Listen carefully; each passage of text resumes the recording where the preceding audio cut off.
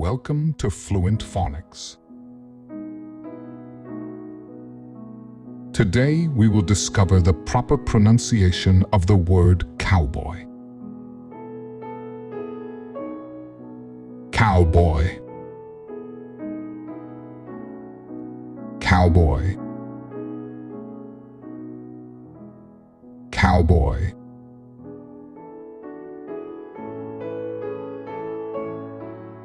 Here's an example of how one might use it in a sentence. Tom always dreamed of becoming a cowboy and riding horses on the open range.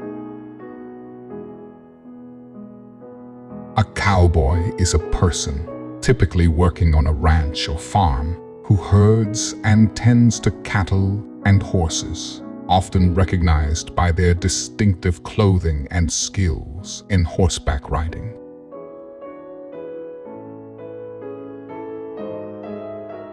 Thank you for your time.